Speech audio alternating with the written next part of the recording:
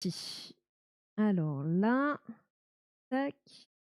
Donc là, c'est comme ça. Je vais voir ce que ça donne. Tac, là, je passe en noir. Ça me paraît magique. J'ai trouvé un bouton espèce de sujet. J'ai traité le sujet. J'ai traité le sujet. Mais ça va, je l'ai bien traité ou je l'ai maltraité? J'espère ne pas avoir maltraité le sujet surtout. Oh, oh, oh, oh, je fais moi aussi mes jeux de mots.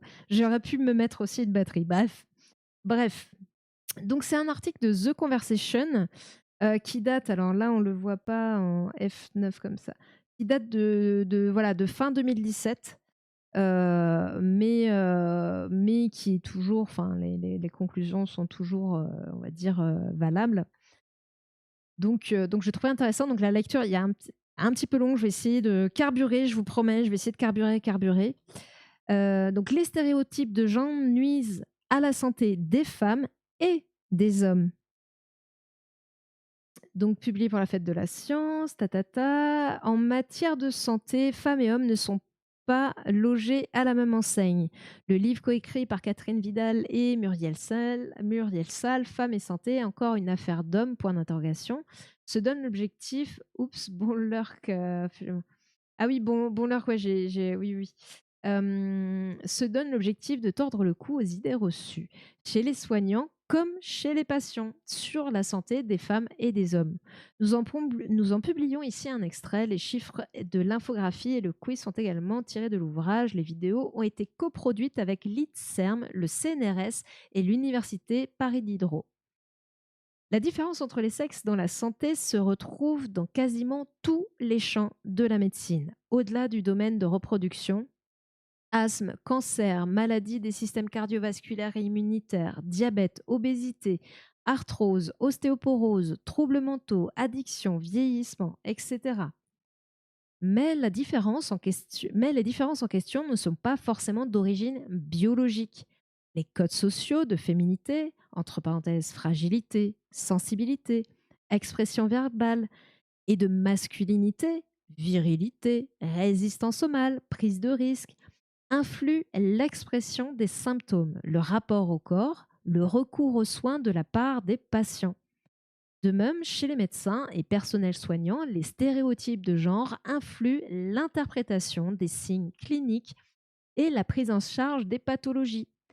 Le poids des représentations sociales est un facteur de risque et d'inégalité, tant pour la santé des femmes que pour celle des hommes, comme en témoignent les exemples qui suivent.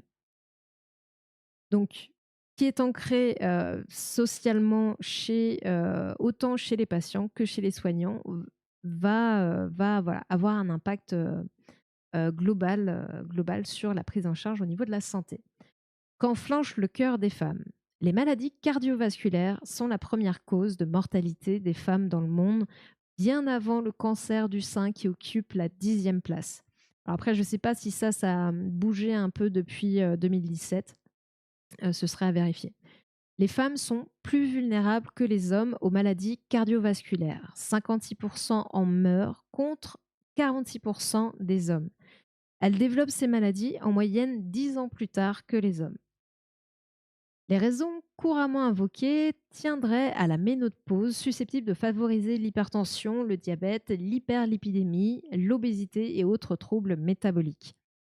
La baisse des œstrogènes qui survient alors a longtemps été considérée comme responsable de cette vulnérabilité accrue des femmes. Un traitement hormonal substitutif était souvent préconisé à titre préventif chez les femmes ménopausées.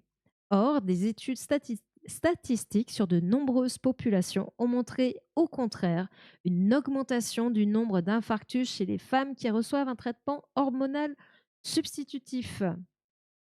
Merci, je coupe le son à plus. Ok, à plus.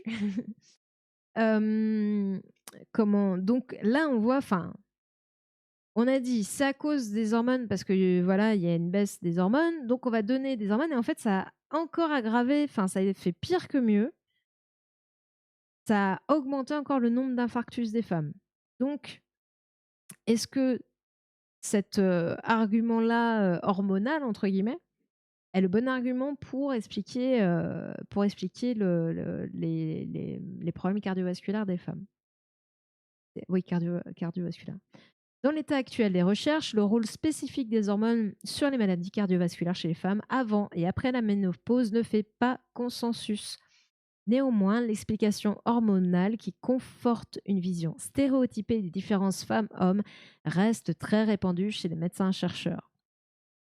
Il n'y a pas de consensus, mais pourtant, on garde ce stéréotype en tête que les hormones, c'est l'explication entre guillemets à toutes ces différences, à tous les problèmes voilà, qui peuvent présenter quelques différences entre les hommes et les femmes. Tout ça, c'est la faute des hormones. Mais il n'y a pas de scientifiquement, il y a pas de consensus, quoi. C'est pas prouvé.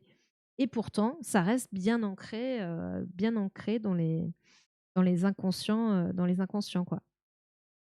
Les médecins qui veulent pas se mettre à jour sur les consensus.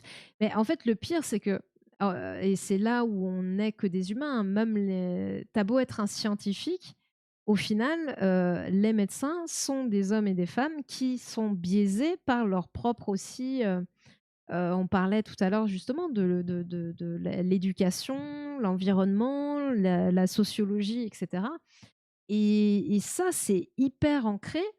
Alors peut-être que ça évoluera dans les générations à venir, mais c'est hyper ancré ce truc-là de les hommes, c'est la testostérone, c'est pour ça que c'est des hommes.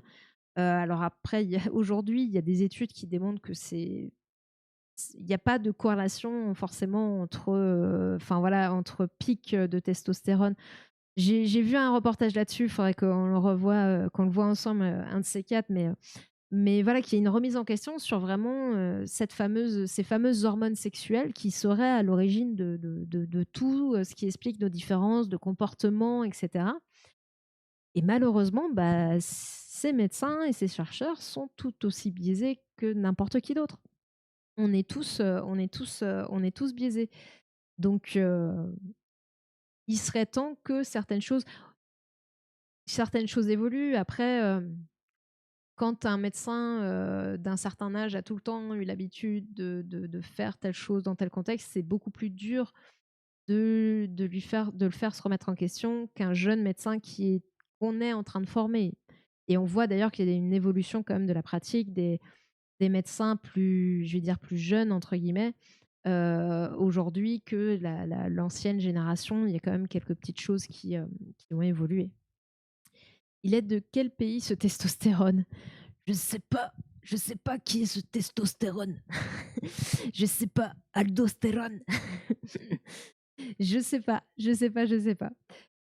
Quels symptômes et diagnostics, quand symptômes et diagnostics pardon, sont biaisés? Les normes sociales et les stéréotypes liés au genre féminin ou masculin jouent sur l'attitude des patients et du corps médical.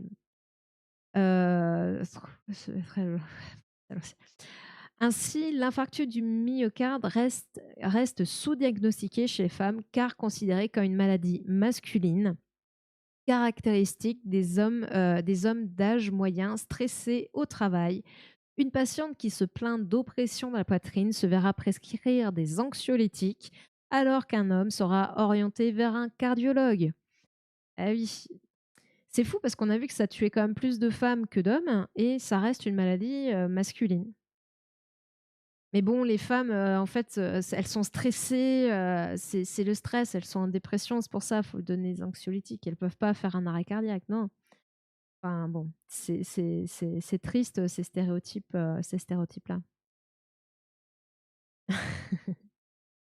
D'après une étude internationale, 25 000 patients sur pardon, 27 000 patientes, le symptôme le plus courant chez les hommes 95 et les femmes 92 concerne les douleurs au niveau du thorax.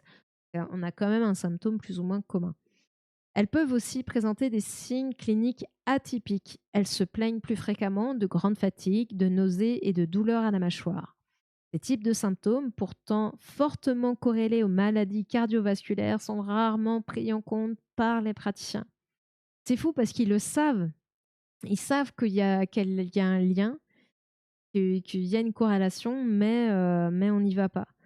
Mais enfin, on n'y va pas quand on a une femme en face de soi parce qu'on va chercher d'autres choses qui semblent, entre guillemets, si je me mets à la place, de ces praticiens, si j'essaie de réfléchir comme eux, qui sembleraient, entre guillemets, «plus logiques», alors que si c'était un homme, il tilterait beaucoup plus rapidement. C'est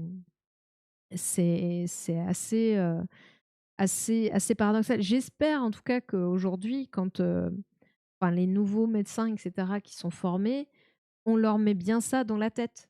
On leur met bien ça dans la tête parce que la prise en charge, pour quelqu'un qui est fatigué, qui a des nausées, douleurs de mâchoire, enfin, elle est clairement pas la même un infarctus quoi, une suspicion d'infarctus. Donc il vaut peut-être mieux penser que c'est un infarctus, puis en fait se retrouver avec quelqu'un qui a peut-être juste, je sais pas, mal au ventre, j'en sais rien, hein, je dis une énormité parce que c'est pareil, la nausée, c'est des symptômes qui peuvent balayer beaucoup de choses, mais mais voilà quoi, il faut quand même avoir ça en tête, c'est important. C'est ce que j'espère, oui, et que je me disais justement, j'espère que les nouveaux Toubib ont des points de vue moins vieillots. Bah, ils l'ont sur certaines choses. Il y a une certaine ouverture d'esprit de certains professionnels de santé quand même. On le voit dans les pratiques. Moi, je trouve déjà que, j'ai une toubib, je sais pas quel âge elle a, je dirais qu'elle est à peu près dans mes âges, je dirais peut-être même un peu moins et il y a, je trouve une approche, déjà un peu plus, j'ai envie de dire déjà un peu plus humaine. Et il y a cette question aussi de prise en compte du côté psychologique parfois, pour essayer de mieux comprendre ce qui se passe.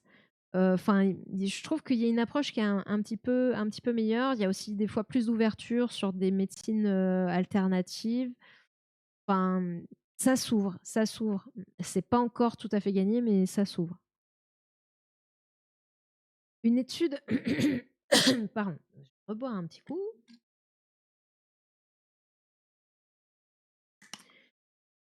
Une étude du centre de santé de l'université McGill à Montréal, Canada, a révélé que les femmes qui arrivent aux urgences pour une suspicion d'infarctus sont moins prises en charge et diagnostiquées que les hommes. Ça, c'est au Canada. L'enquête menée sur plus de 1000 patients et patientes dans des hôpitaux du Canada, des États-Unis et de Suisse indique qu'en moyenne, les femmes sont 29% à passer un électroencéphalogramme en moins de 10 minutes contre 38% des hommes. Alors, électroencéphalogramme, je pense que là, ils se sont trompés. Je pense que c'est plutôt un électrocardiogramme. L'électroencéphalogramme va regarder, enfin voilà, on va vous poser les capteurs pour capter les signaux électriques envoyés par le cerveau, alors qu'un électrocardiogramme, on va essayer de capter les signaux électriques de votre cœur. On va placer des électrodes sur le cœur. Eh ben, dis donc. Donc, j'aurais quand même plutôt tendance à penser comme ça qu'on va prioriser un électrocardiogramme parce que c'est quand même assez simple à mettre en place, assez simple à lire, même pour des médecins généralistes. Moi, je sais que j'en ai eu un une fois par un médecin de SOS médecin qui était venu un soir chez moi, qui m'a fait un électrocardiogramme. Voilà, c'est assez rapide à faire même s'il m'a renvoyé après vers une spécialiste, bon, il y avait rien, hein, il y avait rien de grave, mais il a quand même pu faire une première lecture de l'électrocardiogramme. Donc je pense que là, le mot ici, ils se sont trompés. C'est pas EEG, mais ECG, électrocardiogramme. Donc là, on voit 29 contre 38, la différence est énorme. Ce qui veut bien dire qu'il n'est pas et c'est moins, entre guillemets, «naturel» ou instinctif pour comment? Pour les urgentistes, pour les médecins de penser qu'il y a un problème au cœur quand c'est une femme qui arrive. C'est moins un réflexe. Les maladies cardiovasculaires étant perçues comme masculines, les femmes sont sous-représentées dans les essais cliniques et les recherches biomédicales. Donc ça aussi, c'est un problème. Si vous avez moins de femmes forcément dans les recherches qui sont faites, ben voilà, enfin, ça part de là au final. Si vous en avez autant, ça veut dire que vous considérez que ça touche autant les femmes que les hommes, quoi. Les enquêtes menées au niveau international et en France montrent que sur l'ensemble des protocoles de recherche clinique, seulement 33,5% des participants sont des femmes. Ça fait quoi? Ça fait un peu plus d'un tiers à peine? Ça fait pas beaucoup, hein. Sachant qu'il y a 50-50 hein, dans la population en vrai, hein. Pour de vrai, il y a autant d'hommes que de femmes, hein, on vous jure, hein. Cette sous-représentation est particulièrement visible dans la recherche sur les facteurs de risque d'hypercholestérolémie. Donc, savoir si vous avez du cholestérol. On dit aussi parfois, on parle de dyslipidémie, d'ischémie et de crise cardiaque. D'ischémie, c'est quand vous avez un petit caillot qui vient boucher une artère. On avait vu ça quand on avait parlé des AVC et notamment des AIT qui sont les accidents ischémiques transitoires où dans les AIT, c'est un petit caillot qui vient boucher et qui repart de lui-même. Mais ça reste une urgence parce que c'est un gros panneau warning. Quand on fait un AIT, c'est un gros panneau warning et il y a de fortes chances de refaire soit un AIT, soit un AVC derrière, avec le caillot qui, cette fois, resterait complètement bloqué avec des conséquences qui peuvent être dramatiques. Donc, on voit que sur des problèmes, enfin, hypercholestérolémie, enfin voilà, on a parlé ischémie, crise cardiaque. On voit déjà crise cardiaque, bon bah c'est la première cause de mortalité chez les femmes. Elles sont moins représentées, ça pose problème. Hypercholestérolémie, c'est dur à dire, hein, je vous mets au défi de le dire tranquillement.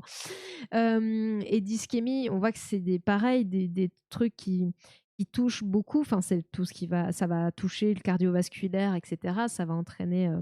Enfin, ça va aussi avoir pour conséquence de présenter des facteurs de risque pour d'autres troubles particuliers.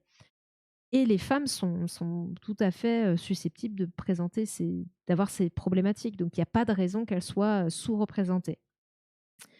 Alors, il y a des petites vidéos là dans la version en noir et blanc comme ça. Il y a pas ils présentent pas les petites vidéos, mais à la base, il y avait les petites vidéos intégrées sur les clichés.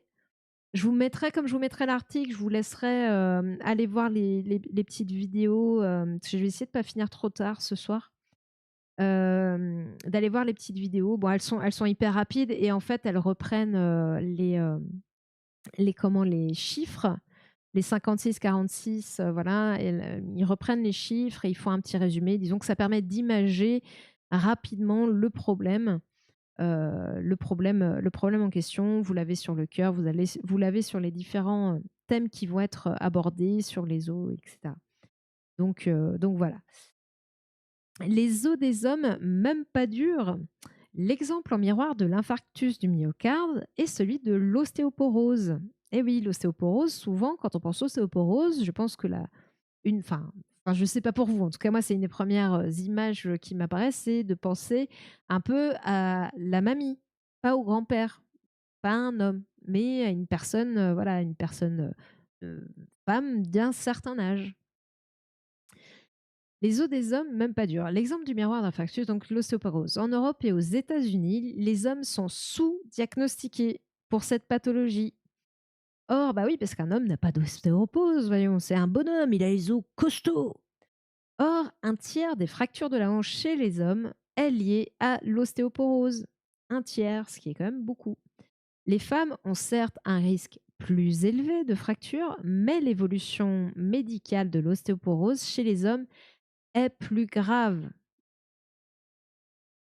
C'est plus grave, l'évolution est plus grave, certainement parce que l'évolution se fait peut-être plus rapidement, alors que chez les femmes, c'est plus graduel.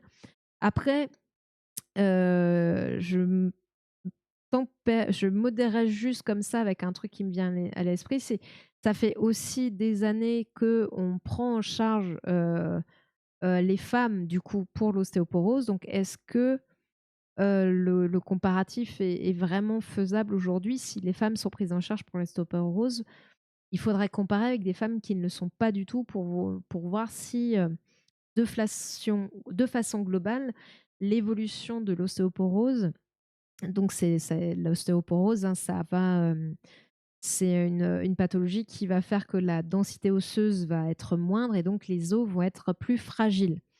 Heu, pour ce faire pour ce faire, vous avez en fait dans vos os, je vais en profiter pour parler vite fait de l'ostéoporose. Vite fait, on connaît mais vite fait. L'ostéoporose, en gros, vos os dans vos os, pour fabriquer vos os, enfin pour même recycler vos os, vous avez des cellules qui sont les ostéoblastes et vous avez des cellules qui sont les ostéoclastes. Ces 2 types de cellules sont entre guillemets «opposés». Les ostéoclastes cassent, clastes cassent l'os, donc vont entre guillemets, manger l'os, mais pour pouvoir fabriquer de l'os nouveau dessus, hein. C'est pas manger, enfin voilà, c'est plus détruire pour reconstruire mieux. Voilà, on va dire ça comme ça. Et donc vous avez les ostéoclastes qui bossent et les ostéoclastes qui refabriquent de l'os, tout nouveau, tout beau. Et l'équilibre entre, la casse et la fabrication fait qu'on a une densité, qui est voilà, qui reste, enfin quand vous n'avez pas de problème de densité, c'est que les 2 fonctionnent en harmonie et qu'il y a pas de souci. C'est vrai que ça m'arrive puisque je suis batte de peau et non la porose. Ah l'ostéoporose. Oh là là là là, OK. Oh purée. J'ai eu un bug, hein. J'ai eu un petit bug sur le coup, je dois avouer. J'étais là: «Mais qu'est-ce qu'il dit? Qu'est-ce qu'il dit?» Hem, donc c'est l'équilibre, donc la densité osseuse, c'est l'équilibre entre les ostéoclastes et les ostéoblastes. Et dans l'ostéoporose, si je me trompe pas, parce qu'il y a une autre pathologie qui est plus ou moins miroir, dans l'une pour moi, dans l'ostéoporose, c'est vous avez les blastes, donc ceux qui construisent, qui deviennent un peu plus feignants et du coup, vous avez une baisse de densité osseuse. Attendez, je vais vérifier parce que j'ai un doute. Parce qu'il y a une autre pathologie où en fait, les ostéoblastes, ils sont bien et en fait, c'est les ostéoclastes qui se suractivent, qui s'énervent et je pense que c'est ça. Hop, ostéoblast. Travailler c'est la ostéoblast.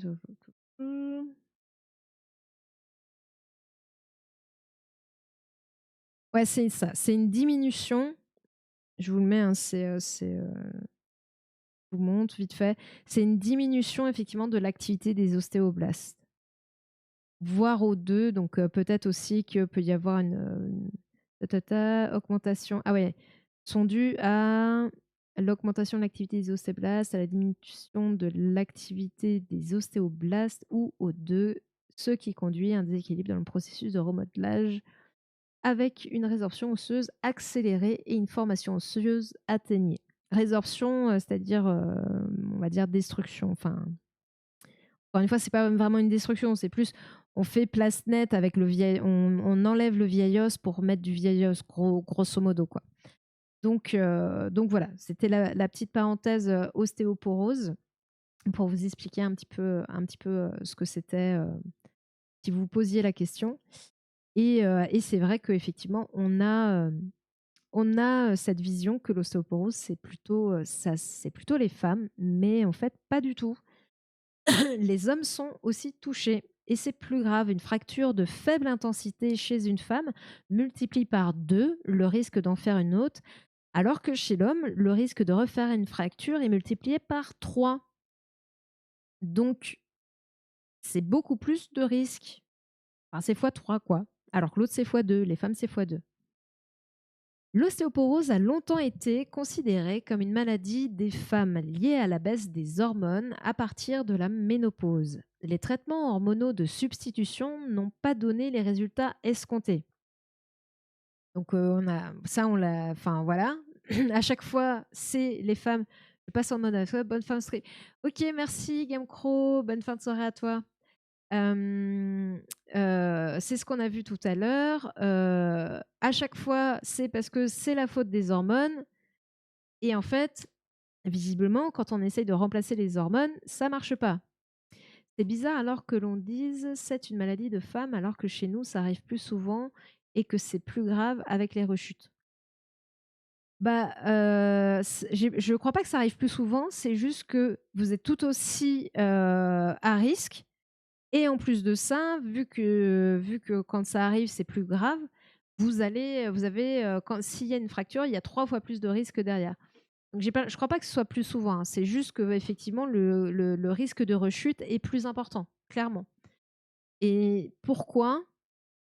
Parce que, bah, certainement parce que c'est aussi lié à ce truc de, heu alors je pense qu'il y a un truc qui peut en partie expliquer, je peux me tromper, mais l'espérance des hommes, heu, augmente aujourd'hui, mais on se doute que l'ostéoporose, c'est quelque chose qu'on connaît depuis pas mal de temps. Mais du coup, il faut enfin, si les hommes n'arrivent pas à l'âge où ils peuvent être touchés par l'ostéoporose, forcément, on en entendait peut-être moins parler. Et puis pareil, encore une fois, l'approche de la douleur, des fractures, des blessures et cetera, chez un homme, ouais, c'est parce qu'il a fait un truc, de bonhomme, tu vois? Et qu'il s'est pété un truc. Enfin, même si là, on parle de personnes comme d'un plus ou moins d'un certain âge et encore pas forcément si vieux que ça. Hem, je pense qu'il y a aussi ce côté-là. Un homme ne peut pas avoir ce type de problème, il a des os costauds, quoi. Après, il me semble aussi que, je vais peut-être pas spoiler parce que c'est pas impossible qu'ils en parlent, que la densité osseuse chez les hommes soit peut-être de base un peu plus importante et que du coup on considère que les hommes ont des os costauds. Après, c'est aussi enfin des clichés qui peuvent perdurer, c'est pas parce qu'on est dans encore une fois, hein, c'est pas parce qu'on est dans le domaine scientifique que les clichés, il y en a pas, hein, et qui perdurent pas, hein. Ça peut paraître fou, mais ça marche aussi comme ça, hein. Je vais continuer à lire parce que peut-être que, on aura une partie de réponse, enfin il y aura un peu plus de détails, derrière. Donc longtemps considéré comme une maladie, des femmes à cause des hormones, donc en fait, il y a aussi ça, hein, la les hormones, encore une fois, ça a été le truc, d'explication, un peu, à toutes les sauces pour tous les problèmes, et du coup, voilà, on va donner des hormones de substitution, ça empêchera l'ostéoporose, ça empêchera les infarctus et puis au final, bon, bah, au final, il entraîne au contraire des effets secondaires délétères avec un risque accru d'accident cardiaque. Bah oui, on l'a vu tout à l'heure que par rapport au cardiovasculaire, ça faisait pire que mieux, ces traitements hormonaux.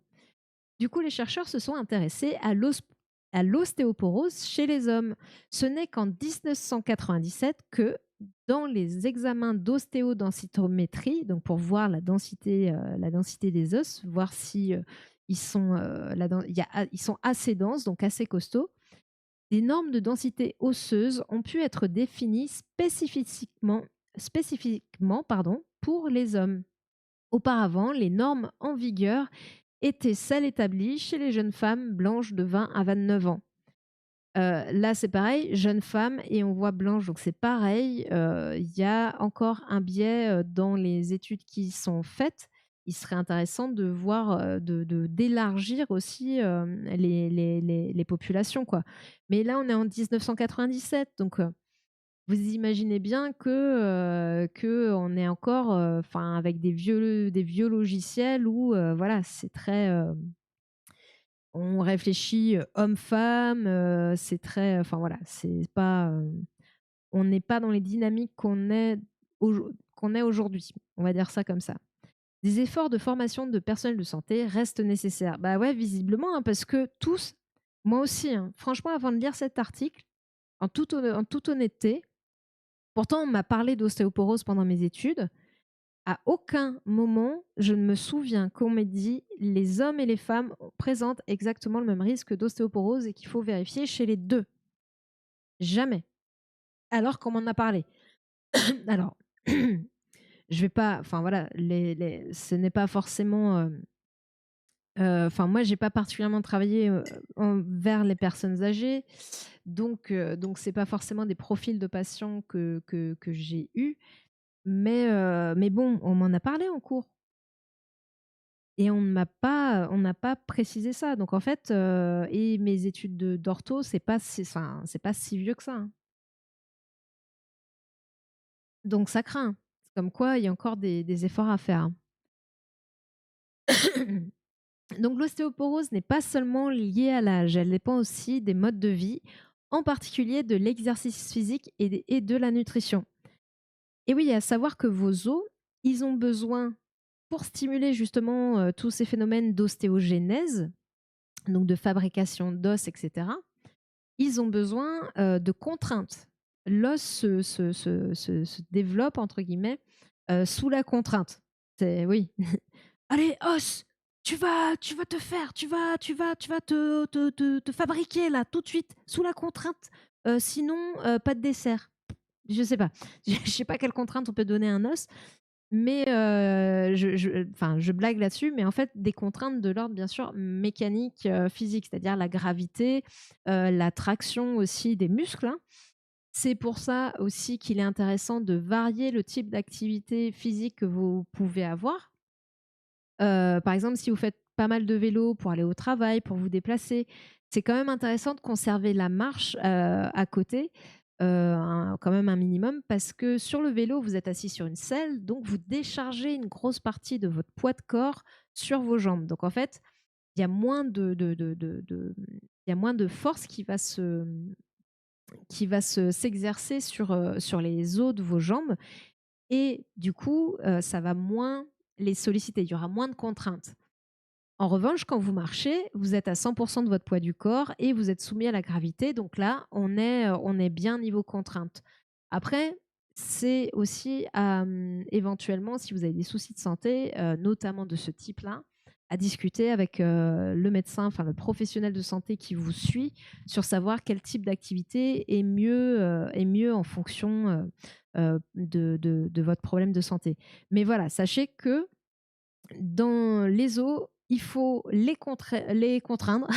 Ils ont besoin de contraintes pour être stimulés dans la minéralisation notamment. Et du coup, voilà, c'est important d'avoir une certaine activité physique, avec la nutrition, bien sûr. Voilà. La minéralisation du squelette peut être défectueuse chez les jeunes filles qui font souvent moins de sport et de travaux physiques que les garçons. Donc c'est comme ça qu'on expliquait un petit peu, les différences de densité, mais dans ce cas-là, on voit que, du coup, l'ostéoporose apparaîtra plus tôt. Les femmes chinoises qui travaillent tous les jours dans les champs ont des os plus robustes que les hommes qui échappent à ces travaux. Donc il y a aussi ces biais-là, c'est que, peut-être dans notre culture, les hommes avaient souvent, la partie peut-être beaucoup plus physique et donc des os en moyenne plus costaud plus longtemps, mais c'est pas pour autant et donc était peut-être sujet à ce genre de fracture beaucoup plus tard, alors que les femmes, enfin après je suis pas sûre qu'elles faisaient moins de travaux physiques, mais en tout cas des travaux différents, ça c'est sûr. Du coup peut-être un peu une densité osseuse un peu moindre et du coup plus sujette plus rapidement à l'ostéoporose. Mais dans tous les cas, l'ostéoporose c'est voilà, ça arrive à tout le monde. Enfin c'est voilà, c'est pas, d'ailleurs en soi, la question qu'on peut aussi se poser, c'est l'ostéoporose est-elle une maladie? Puisque quand vous vieillissez, enfin le vieillissement, entraîne aussi de l'ostéoporose, quoi. Bref, c'est un débat, que nous ne trancherons pas ce soir. Quand on les pense douillettes, les femmes souffrent plus fréquemment de douleurs chroniques, migraines, fibromyalgie, arthrite rhumatoïde, côlon irritable. Ces différences n'existent pas chez les enfants et émergent à l'adolescence. Oh la chouquette, j'avais même pas trop fait gaffe qu'elle était derrière. Ah pardon, je vous ai pas mis l'article. Et émerge à l'adolescence. Les recherches sur ces pathologies ont révélé l'implication de nombreux facteurs, à la fois biologiques, psychologiques et sociaux. Donc voilà, le côté multifactoriel de ces problèmes peut s'expliquer. La perception, l'expression et la tolérance à la douleur diffèrent selon le sexe. Comparativement aux hommes, les femmes se plaignent davantage et décrivent des douleurs plus intenses et fréquentes, D'où vient cette différence face à la douleur? La constitution biologique des femmes rendrait-elle plus sensibles et vulnérables que les hommes? Ça, on avait vu que c'était pas biologique, quand on avait parlé de la douleur, justement. D'après une revue des recherches menées ces 10 dernières années sur les différences entre les sexes dans la sensibilité à la douleur, les résultats d'expérience ne permettent pas de dégager des causes physiologiques qui fassent consensus. En particulier, l'hypothèse d'un rôle des œstrogènes dans la douleur n'est pas démontrée. Voilà, c'est encore pas la faute de nos hormones. Faut arrêter de mettre tout sur les hormones. Non, mais il serait temps d'arrêter, hein. Les hormones, foutez-leur la paix. Elles sont utiles à plein de choses, mais il faut arrêter de dire que c'est toujours la faute des hormones.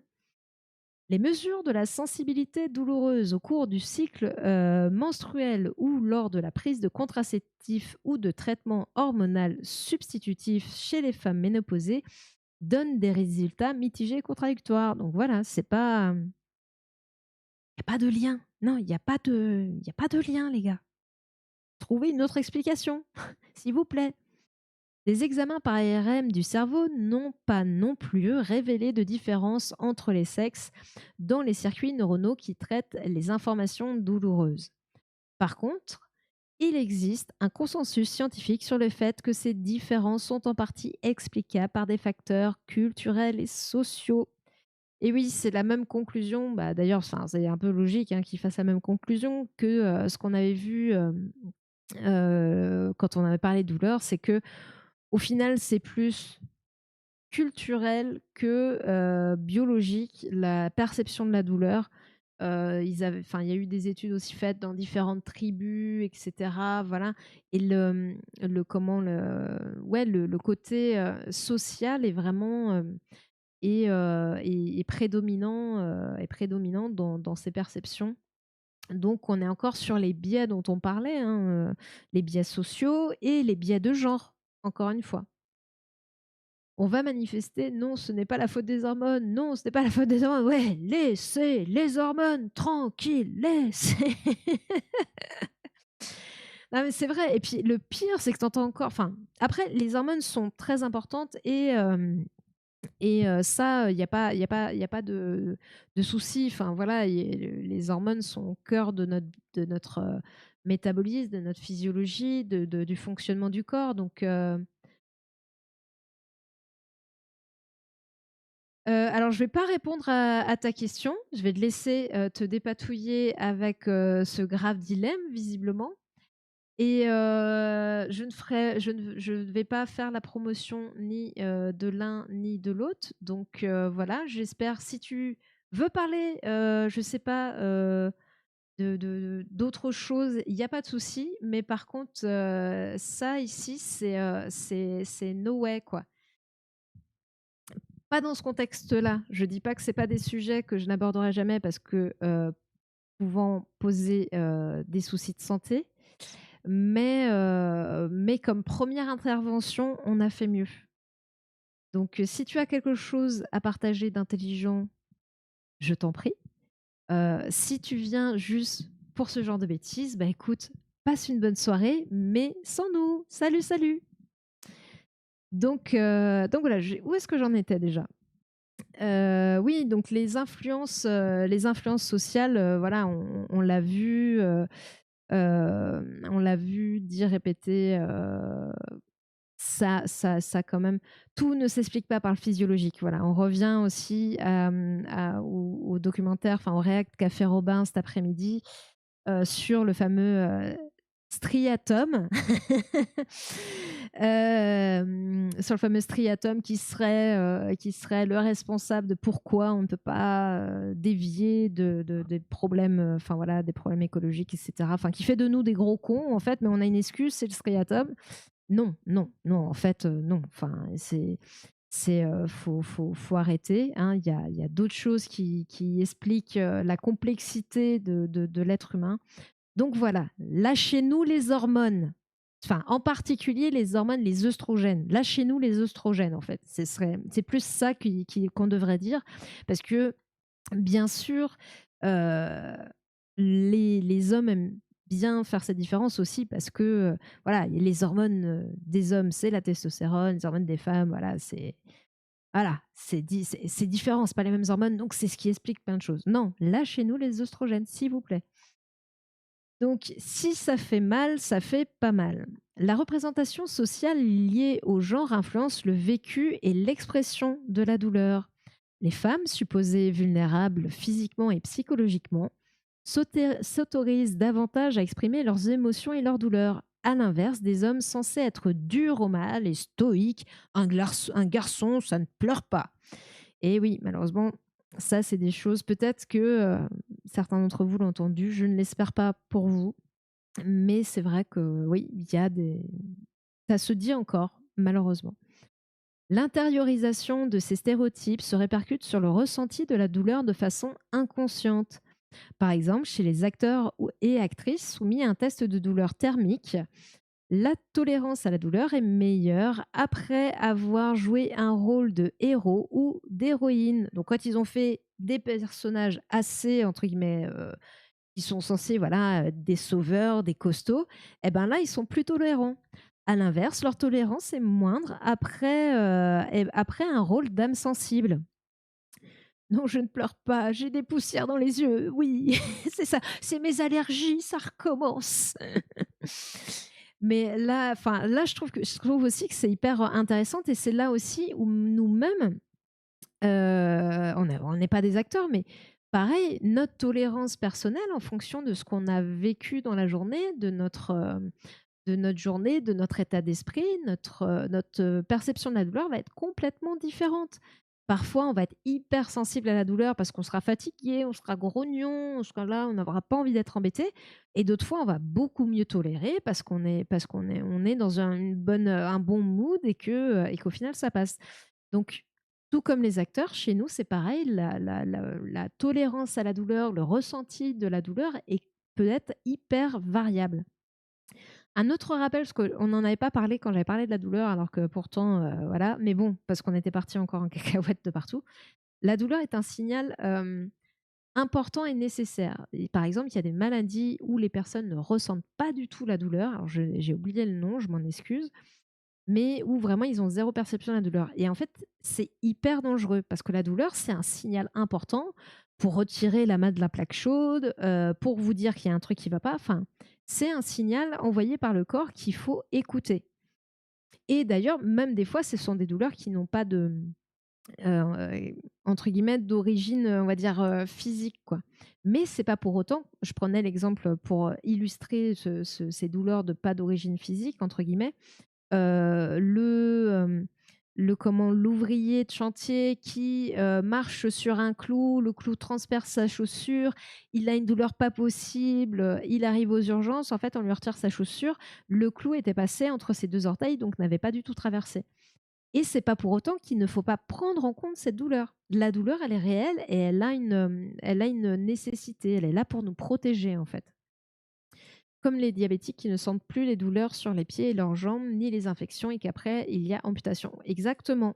C'est vraiment, alors oui, surtout, enfin, peut-être dans nos sociétés aussi, on a de plus en plus de mal, on est de moins en moins tolérant à la douleur. On veut des médicaments, on veut toujours, enfin voilà, mais parce que c'est culturel, hein, on a ce qu'il faut aujourd'hui aussi pour se l'éviter.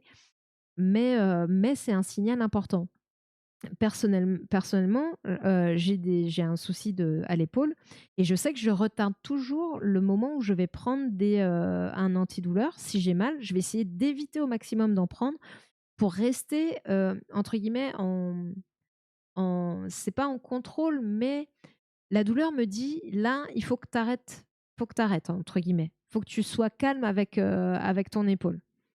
Du coup, si je prends un truc pour pas ressentir ma douleur, bah, potentiellement, ça veut dire que je vais dépasser le seuil de douleur et du coup dépasser ce que mon épaule elle est capable de faire à ce moment-là.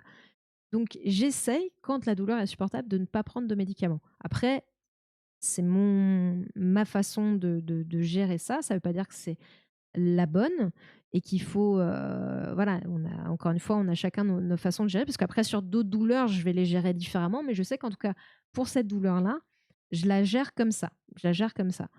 Donc voilà. C'était encore un petit aparté sur la douleur. La douleur est importante, est un signal, voilà, qu'il faut écouter. Le seuil de douleur est aussi influencé par le sexe de la personne qui mène l'expérience, donc celui qui observe, enfin qui est à côté de la personne qu'on teste à la douleur. Dans un test de douleur thermique, la tolérance est plus forte chez les hommes quand la personne en charge de l'expérience est une femme. Et oui, on veut faire je résiste, hein, je résiste, je suis fort, regarde comment je résiste. Avec un accent de merde, hein, désolé. Et si l'expérimentatrice est attractive sexuellement, alors ça, c'est pareil, c'est hyper subjectif. Hein, je ne sais pas comment ils ont déterminé ça. Pour ce point-là, j'avoue, les gars, c'est pas très carré, on va dire. Le seuil de douleur est encore plus élevé. Donc, en gros, quand la fille qui fait l'expérimentation est une femme et que le mec qu'on fait souffrir la trouve jolie, eh ben, il supporte encore mieux, quoi. Là, c'est vraiment. Je suis vraiment, regarde comment je suis costaud, je suis l'homme le plus fort du monde. Enfin bref, ça paraît fou, hein, mais bon. Mais attendez, parce que les femmes sont pas les femmes sont pas en reste. Hein. Inversement, les femmes sont moins tolérantes si l'expérimentateur est un homme séduisant. Encore une fois, séduisant, c'est subjectif.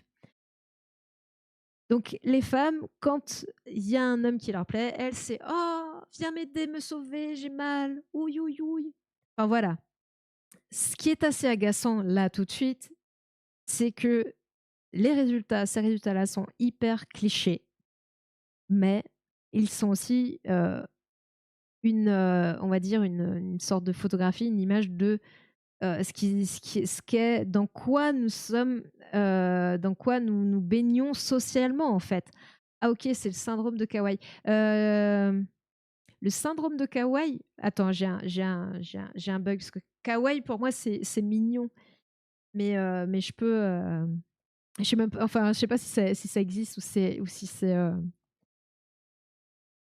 Mais ouais, c'est assez agaçant en fait de voir ces résultats-là, très sincèrement. Hein. Le vieux cliché de la femme fragile qui cherche la protection de l'homme et du mal viril qui défie la douleur sont manifestement encore bien ancrés dans l'inconscient. C'est ça, c'est que c'est complètement inconscient. Et bref, et je me demande si même en connaissant ces résultats, euh, est-ce que dans les mêmes conditions, on serait biaisé ou pas? Enfin, on aurait les mêmes résultats. Je me pose la question, vraiment. C'est comme pour les japonaises qui veulent toujours paraître faibles pour paraître kawaii. Ah, ok, d'accord. Ok. Je n'avais pas le lien. Enfin voilà, En fait, c'est une étude qui confirme que les clichés inconscients ont bel et bien la vie dure.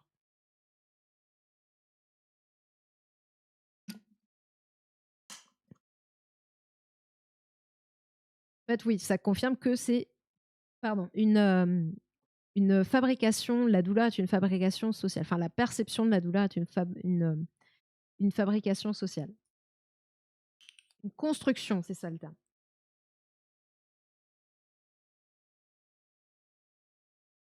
Alors, quand les états d'âme sont genrés, les normes. Oui, si, c'est bon, je suis sur la bonne scène.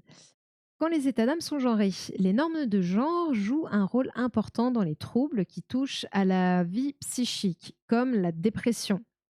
Moi qui croyais être résistant à la douleur naturellement, je viens de comprendre que finalement, c'est pour ne pas paraître faible devant les femmes. Eh oui, oui. T'es biaisé, t'es biaisé, t'es biaisé. Mais là, ce que je me demande, c'est est-ce que, entre guillemets,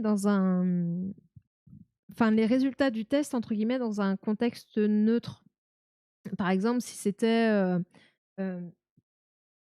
un homme avec un expérimentateur homme, une femme avec une expérimentatrice femme. Bon, après, cette réflexion n'est valable que dans un cadre hétéro, voilà.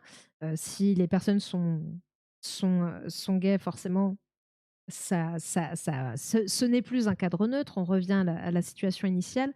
Mais ouais, dans un cadre entre guillemets neutre, est-ce que, la perception de la douleur, la résistance à la douleur était différente chez l'homme et la femme? C'est dommage, on n'a pas le résultat ici, mais ça aurait été intéressant de l'avoir. Donc comme la dépression, le syndrome de dépression majeure touche 2 fois plus les femmes que les hommes. On a longtemps pensé que la dépression des femmes était liée à leur constitution biologique qui les rendait fragiles et vulnérables. Confère les hormones. Les recherches actuelles montrent que les troubles dépressifs résultent d'une intrication complexe entre des facteurs de tous ordres biologiques, gènes, hormones, psychologiques, socioculturels, hygiène de vie, etc. Donc voilà, le côté multifactoriel qui est important, le socioculturel qui est important. Les codes sociaux féminins et masculins influencent l'expression des symptômes. Les signes classiques tels que tristesse, pleurs, anxiété, perte d'énergie, troubles du sommeil, fatigue, irritabilité, stress sont fréquents chez les femmes. En revanche, les hommes présentent davantage d'autres types de symptômes: colère, agressivité, consommation d'alcool et de drogue, comportement à risque, hyperactivité. La faiblesse émotionnelle, signe de vulnérabilité, n'est pas socialement admise chez les hommes. Je crois que j'en parlais déjà tout à l'heure, le fait que bah ouais, les hommes, ils expriment. En fait, ils ont ce biais-là que un homme n'exprime pas ses émotions, donc il garde. Mais le problème, c'est que bah une émotion, un truc, ça s'exprime malgré nous.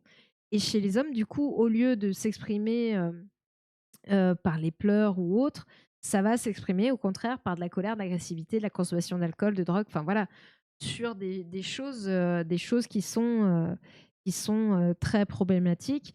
Surtout, comme on l'a vu, puisque le premier article qu'on a lu ce soir, c'était par rapport aux violences faites aux femmes. Donc forcément, quand ça s'est retourné sur sa conjointe ou son conjoint, bah, ça pose problème, quoi. Pour eux, l'alternative est d'extérioriser leur souffrance psychique sous des formes qui satisfont aux critères de la virilité. Or, beaucoup d'enquêtes sur la prévalence de la dépression ne considèrent que les symptômes classiques qui sont ceux exprimés chez les femmes.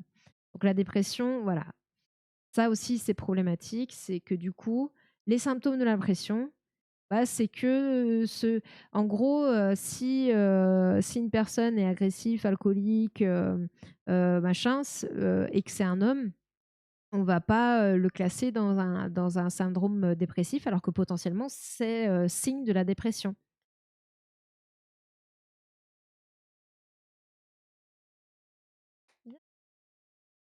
J'entends miauler depuis tout à l'heure, c'est pour ça que je l'appelle. Après il miaule parce que il aime miauler, hein. Il veut voilà, il voulait faire son intéressant et que sa sœur vienne le voir. Bref, hem qu'est-ce que je disais? Je ne sais plus. Mais oui, oui, que les du coup, les critères, bah, ouais, ils sont j'ai envie de dire, on pour attirer l'attention, les miens font pareil quand ils veulent que je joue avec eux. Ah ouais, lui, c'est vraiment un il parle beaucoup. Alors vraiment, des fois, c'est dans une espèce de forme de communication directe et j'aimerais bien avoir le décodeur parce que des fois, je ne sais pas s'il veut quelque chose ou pas, c'est juste pour que je le regarde et là, je sais pas s'il appelait sa sœur pour genre: viens jouer» ou quoi, je ne sais pas, mais comme j'entendais à un moment donné, je me suis dit: «Bon, je vais quand même lui dire que je suis là au cas où». Après il sait très bien, j'ai pas bougé.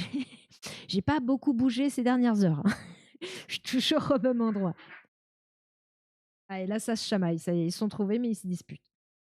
Hem, donc voilà, l'influence de ce côté, dans les hommes socialement, bah, ils sont virils donc on chouine pas.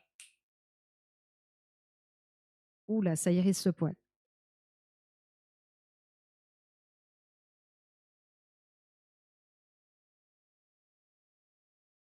Bon, c'est parti en bagarre, c'est pas grave, je les laisse s'expliquer. C'est voilà, c'est pas la première fois que ça arrive. Ils me le font régulièrement, ça remet les pendules à l'heure. C'est voilà. comme des frères et sœurs, en fait. Ça se chamaille, tout pareil. OK. Or, beaucoup d'enquêtes sur la prévalence de la dépression ne considèrent que les symptômes classiques, ça on l'a vu. En conséquence, la dépression est sous-diagnostiquée chez les hommes. Donc dire il y a 2 fois plus de femmes que d'hommes qui sont touchés par la dépression, bah, vu qu'il y a du sous-diagnostic, c'est pareil, on peut se poser la question de ces chiffres, quoi. Heu Mais si les questionnaires des enquêtes incluent l'ensemble des symptômes exprimés par les femmes et les hommes, alors le pourcentage d'hommes présentant des troubles dépressifs est équivalent à celui des femmes, soit environ 30%. Donc voilà, dès que vous prenez, c'est toujours pareil, hein, c'est la façon, dès que vous prenez les bons critères, bah forcément vous changez pas mal de choses derrière, quoi. Donc c'est pour ça que les définitions, souvent, on est notamment dans le domaine scientifique, à cheval sur tout ce qui est définition, et cetera. Mais c'est hyper important, notamment pour ça, en fait. Alors attendez, je fais juste un petit, voilà, j'avais je devais faire un petit truc. Hem Voilà, la définition, excusez-moi. La définition d'un problème ou d'un sujet en science est hyper importante pour ça. Si vous n'avez pas les bons termes, vous aurez forcément pas les bons résultats. C'est valable en mathématiques, c'est valable pour plein de choses. Bien définir, ça permet aussi, bah, voilà, d'être beaucoup plus juste dans l'analyse qu'on va faire derrière. Et là, on voit que tout de suite, quand on inclut ces critères-là, on tombe en fait à égalité hommes et femmes face à la dépression, quoi. Autre souci, l'autisme sous-diagnostiqué chez les filles. L'autisme est un autre exemple de trouble influencé par les normes de genre. Les troubles autistiques sont en moyenne 4 fois plus fréquents chez les garçons que les femmes. Les raisons de la fréquence de prévalence entre les sexes restent hypothétiques. Origine génétique, troubles du développement du cerveau in utero, influence des hormones, de substances toxiques, pardon, environnement psychologique familial, etc.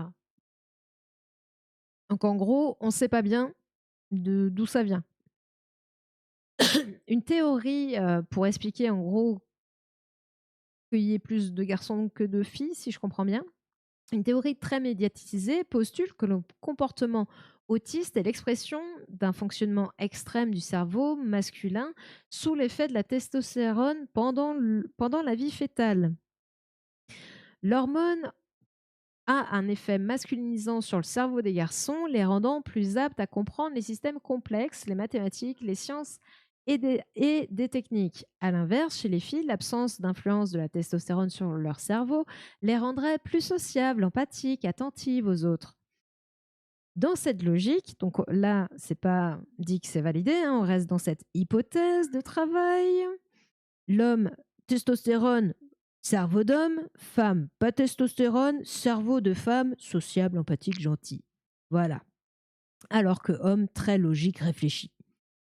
Bref, dans cette logique, chez les autistes, le repli sur soi et les difficultés de communication seraient l'expression d'un déficit des aptitudes cognitives à l'empathie. Ah oui, c'est une aptitude des femmes, donc de toute façon, voilà.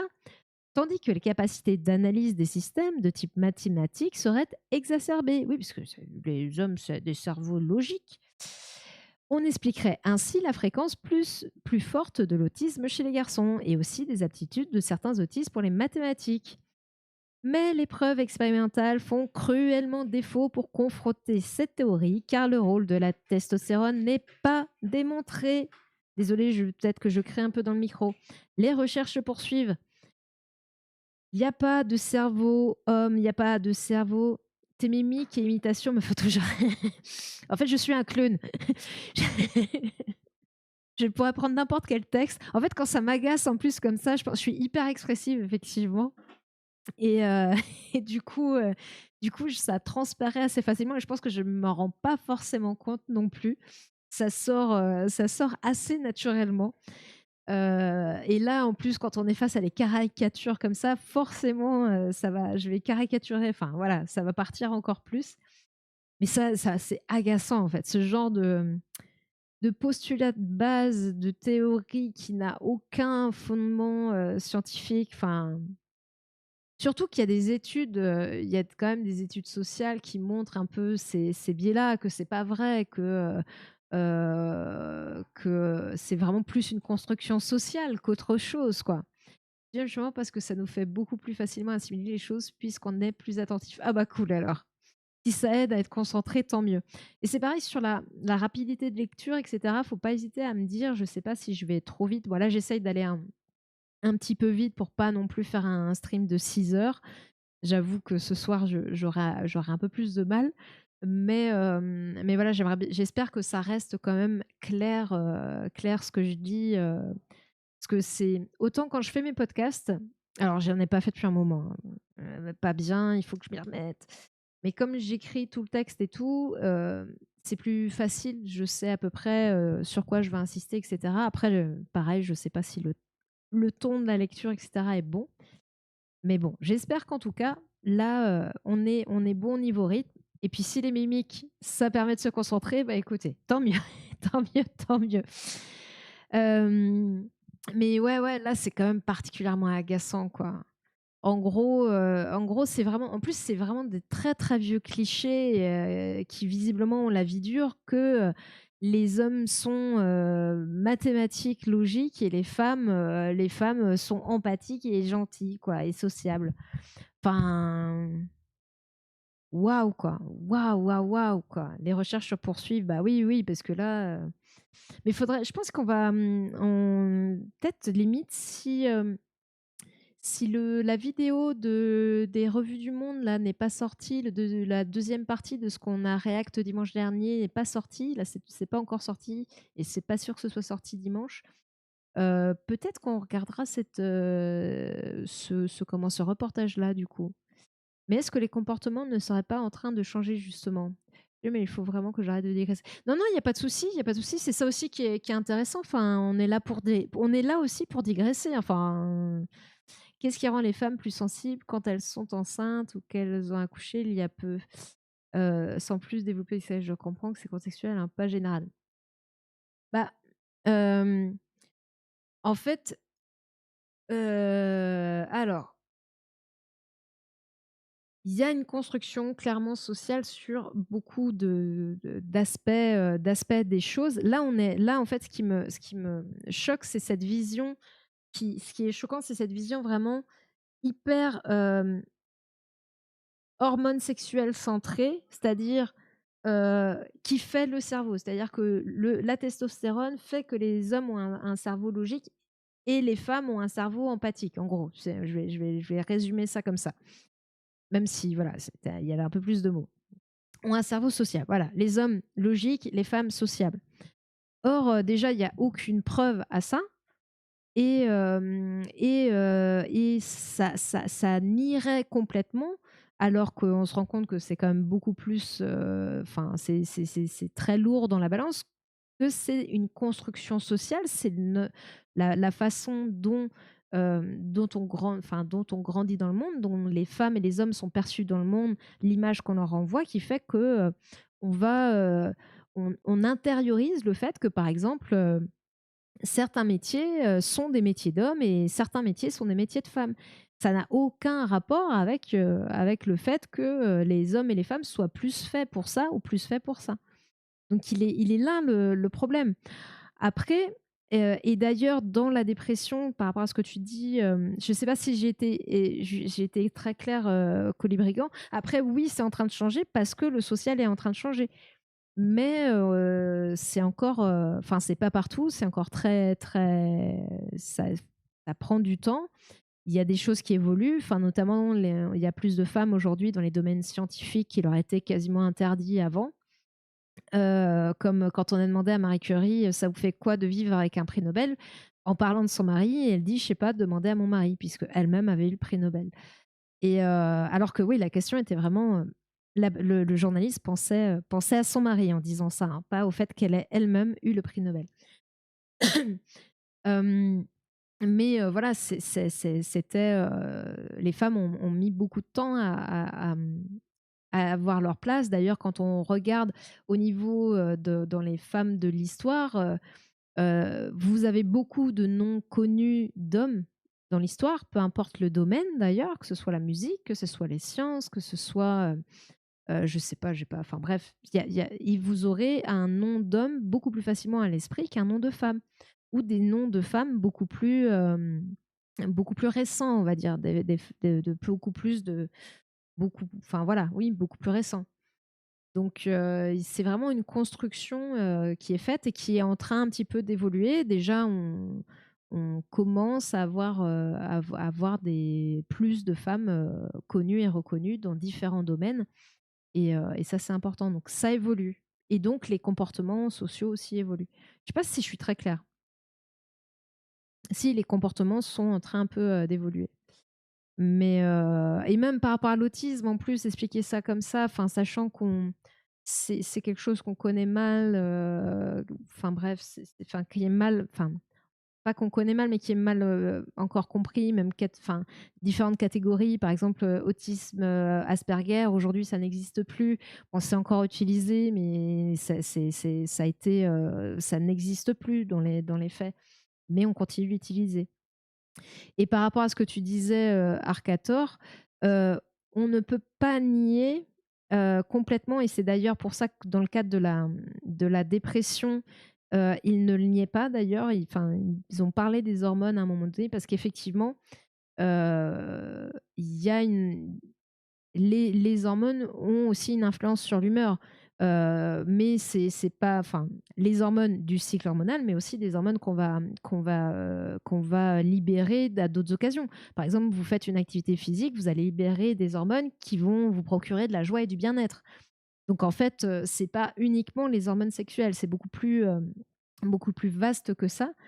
Mais il n'empêche qu'effectivement, même au cours du cycle, hein, il y a ce qu'on appelle le SPM, le syndrome prémenstruel, au moment où il y a la chute hormonale, où on peut voir un trouble de l'humeur à ce moment-là qui peut être plus ou moins fort. Ça vraiment chaque femme est comment est différente, par rapport à ça. Mais c'est pas, ça enfin voilà, il y a une influence des hormones sur certaines choses. Heu, Après, une femme enceinte, elle est clairement bombardée littéralement par ses hormones. Enfin, elle est bombardée d'hormones. Donc, effectivement, le fait qu'elle soit plus sensible, il y a plein de choses qui se passent, quoi. Il y a plein de choses qui se passent. Mais ça, on le voit plus facilement déjà parce que chez les femmes, encore une fois, les femmes, naturellement, vont exprimer beaucoup plus facilement leurs émotions. Donc forcément, elles vont pas, quand elles vont être submergées par ces flots d'hormones, quels qu'ils soient, d'où qu'ils viennent, elles vont laisser aller l'émotion. Alors qu'un homme qui sera lui aussi, parce qu'il est lui aussi susceptible d'être submergé par des flots d'hormones aussi, ben, pour diverses raisons, va être moins enclin à laisser parler, entre guillemets, ses émotions et à libérer ce truc-là, quoi. Donc voilà, je ne sais pas si je réponds complètement à ta question, mais il y a pas sur certaines choses, enfin, encore une fois, il y a pas de dénégation de l'effet hormonal, mais des hormones qui ont un impact sur, l'humeur, il y en a beaucoup et il y en a, chez les hommes et les femmes et ce ne sont pas forcément des hormones dites sexuelles. Donc voilà. J'espère que j'ai à peu près répondu à ta question. Si on parle de Jeanne d'Arc, elle était connue et finalement ils ont fini par le brûler. Oui, oui, voilà. Et les femmes connues, ont mal fini, on va dire ça comme ça.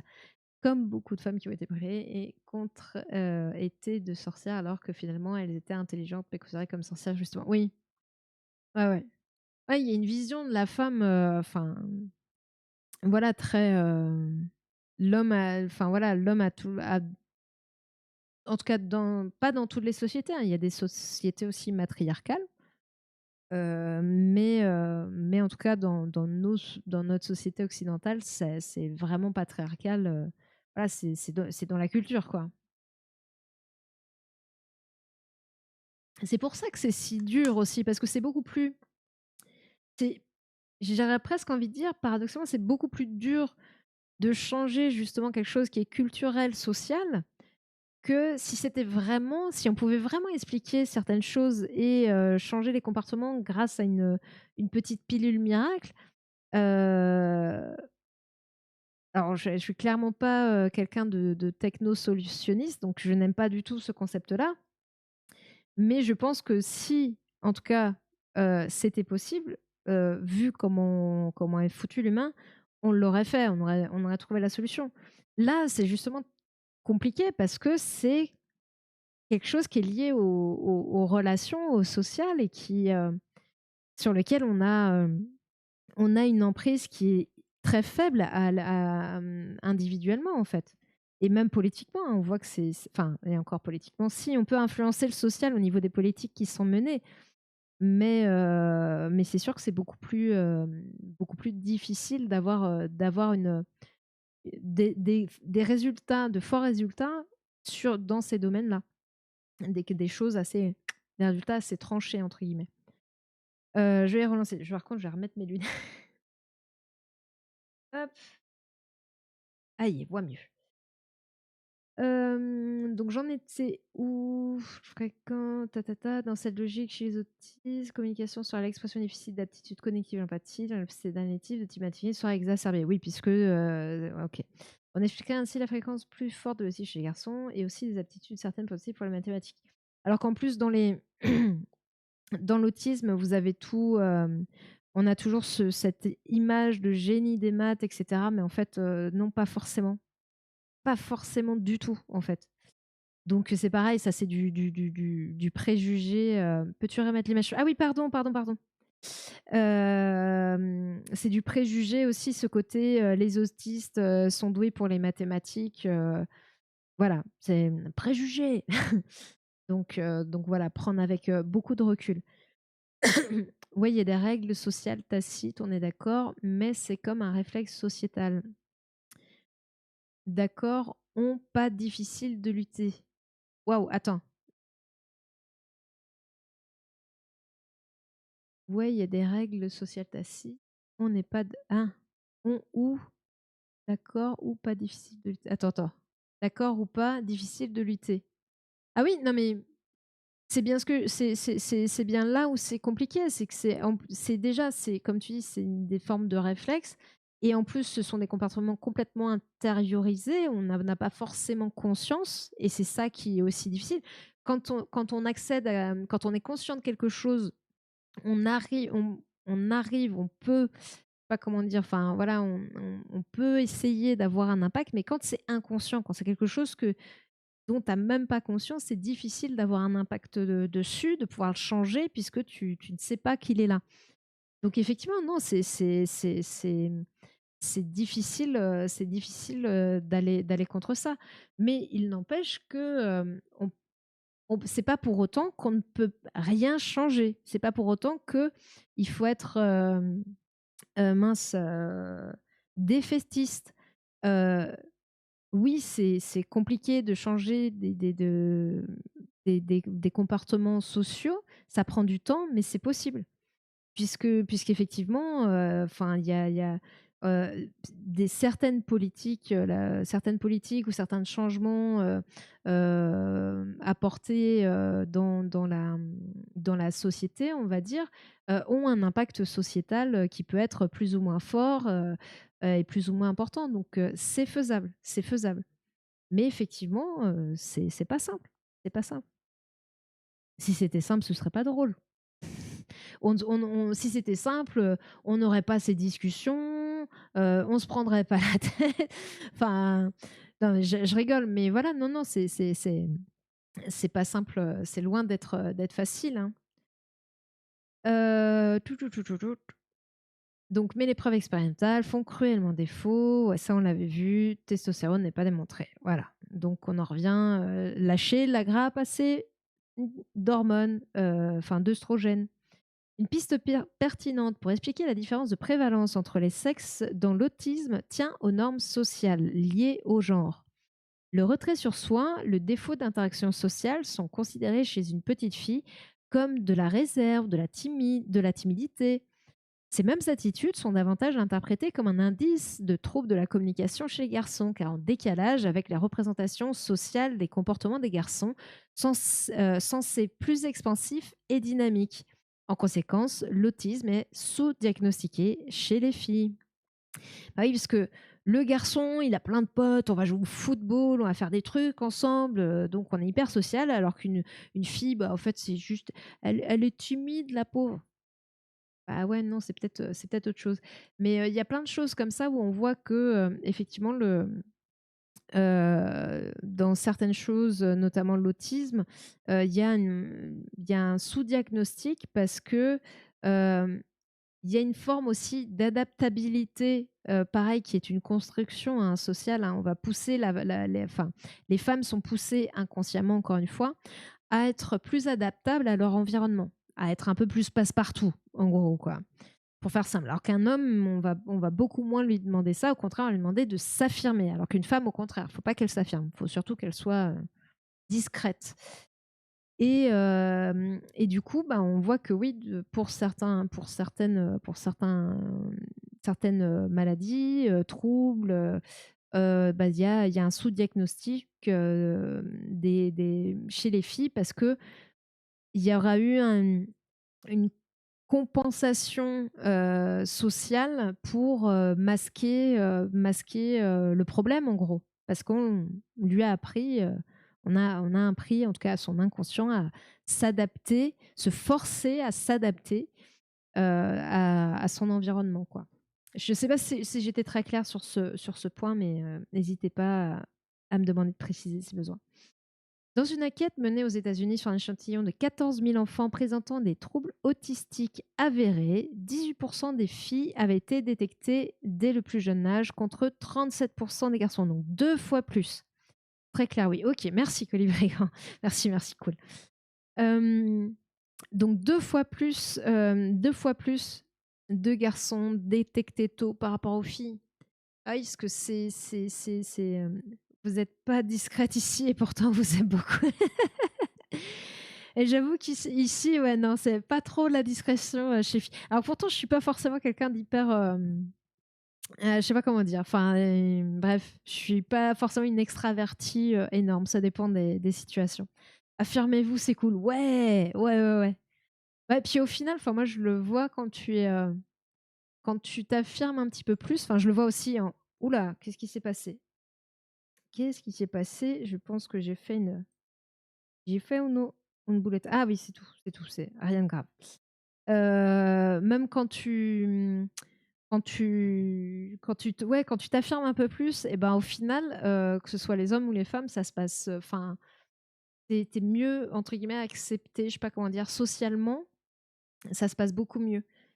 Mais c'est toujours, le côté, c'est pareil, enfin quand tu as confiance en t enfin pas quand tu as confiance en toi si, quand tu as confiance en toi, on va moins t'envoyer des pics, te dire, je sais pas, enfin je veux dire, si tu as confiance par exemple en toi, en ton physique ou je sais pas, enfin sans forcément dire, «Je suis une bombasse» ou j'en sais rien, hem, bah, tu auras beaucoup moins de commentaires négatifs sur ton physique, enfin dans la vie normale, je parle pas des réseaux sociaux. Les réseaux sociaux, ça, ils s'en foutent. Si tu as pas confiance en toi, eh ben, on va te trouver alors que tu peux être quelqu'un de lambda, mais si les gens sentent qu'il y a un petit truc, ils vont pas hésiter à venir piquer là où ça fait mal et à être plus méchants et ça c'est pas cool parce qu'en plus ça fait effet boule de neige, quoi. Du coup, la personne se prend des remarques, dégueulasses, ce qui n'aide pas à avoir confiance en soi et cetera. Enfin bref, il y a rien qui va, quoi. Enfin bref, après les gens qui font ce genre de remarques sont cons, mais bon. Mais voilà, il y a un effet psychologique et social qui est assez rigolo, si on peut dire, enfin assez inconscient, encore une fois. Je suis encore partie en cacahuète. Nul ne conteste que les différences entre les sexes dans la nul ne conteste que les différences entre les sexes dans la santé soient le résultat d'une interaction complexe entre des facteurs biologiques, sociaux et culturels. Néanmoins, les normes sociales et les stéréotypés liés au genre font encore obstacle à la prise en charge efficace et équitable de pathologies graves telles que les maladies cardiovasculaires, donc on a vu en tout premier, l'ostéoporose et la dépression. Oui, c'est quand même pas des petits trucs, donc ce serait bien qu'on laisse tomber les préjugés de genre pour euh, sauver des hommes et des femmes qui aujourd'hui sont sous-diagnostiqués parce qu'on considère que c'est pas une pathologie qui colle à leur genre. Préjugés, je pensais que c'était surtout chez les garçons, c'est critique à la moindre faiblesse. Attends, euh, j'essaie de remettre le contexte, mais comme j'ai peut-être lu le. Bah, il y a des préjugés des deux côtés. J'ai peut-être plus le contexte là tout de suite, Arcator. Mais les préjugés, t'en as pour les deux en fait, pour les deux et qui posent des problèmes. La dépression, on a vu qu'au final, bah, si on prend les critères de colère, d'agressivité, d'éventuellement d'alcool, de drogue, peut-être d'addiction éventuellement. Enfin, si on prenait d'autres critères, bah, au final, on se rendait compte que les hommes étaient tout aussi touchés par la dépression que les femmes. Donc c'est plutôt la façon d'aborder les choses, quoi. Je sais pas si je réponds, si je suis claire, si c'était ça ton point de vue, je suis désolée. J'ai un petit, euh, j'ai un petit doute. Et là, j'avoue que ça commence à tirer un petit peu. Même sur mes yeux, là, vous avez peut-être pas vu, mais j'ai eu un petit bug de mise au point sur. Enfin bref. Ouais, bref. Euh, donc voilà, l'importance de bien avoir conscience de tout ça, de lâcher les préjugés des genres par rapport à la santé. On peut peut-être continuer. Là, on est à la fin. Hein. C'est la fin, c'est le dernier paragraphe. Donc, il y a pas de souci. Il y a pas de souci. On est à la fin.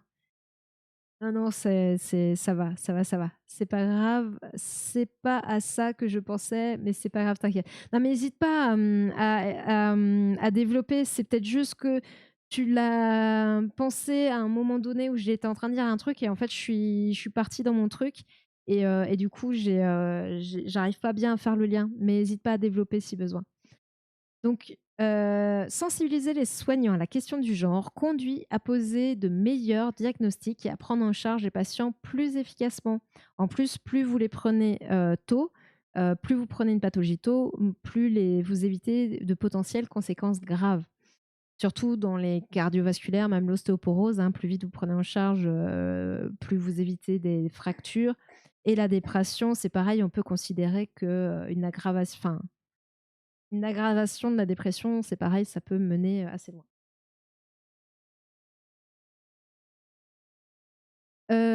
Dans la recherche, la prise en compte de l'interaction entre sexe et genre permet de formuler de nouvelles hypothèses pour comprendre les pathologies et élaborer de meilleures stratégies de prévention et de traitement.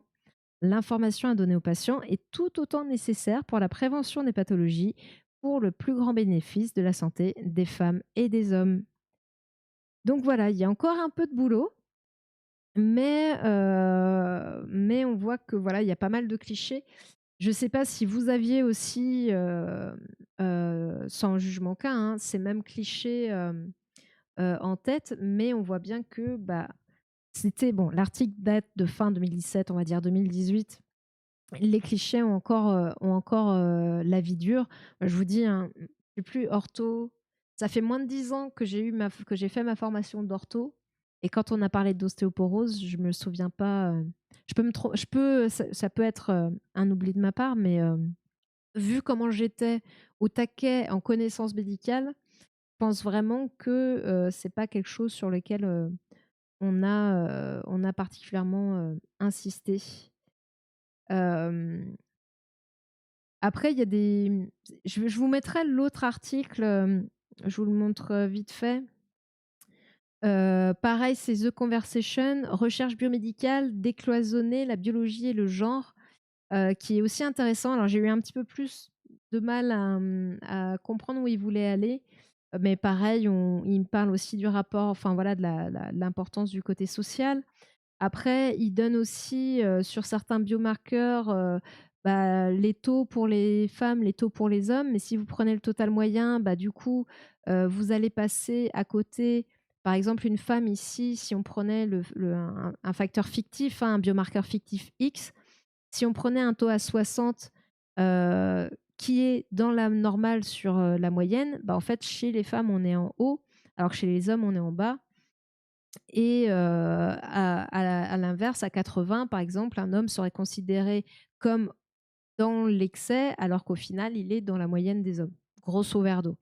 Après, pour expliquer ces différences éventuelles de biomarqueurs, il disait il concluait, notamment sur le fait qu'il est intéressant aussi, encore une fois, d'aller voir justement s'il n'y a pas, Heu, au-delà de ce, enfin voilà, qu'il y a pas que la physiologie et qu'il y a aussi tout ce qui est sociétal, notamment, enfin voilà, les différences sociétales entre genres, et vécues dans la société quand on est un homme ou une femme, qui peut avoir une influence du coup sur des marqueurs, physiologiques. Voilà, donc qui est intéressant aussi. Je vous le mettrai. Et je trouvais l'autre un peu plus direct et plus précis, enfin, je sais pas. Celui-là m'a semblé compliqué. Alors peut-être que je l'ai pas lu dans de bonnes conditions, je sais pas. Ceux qui le liront, vous me direz, mais je le mettrai quand même dans le Didi Discord.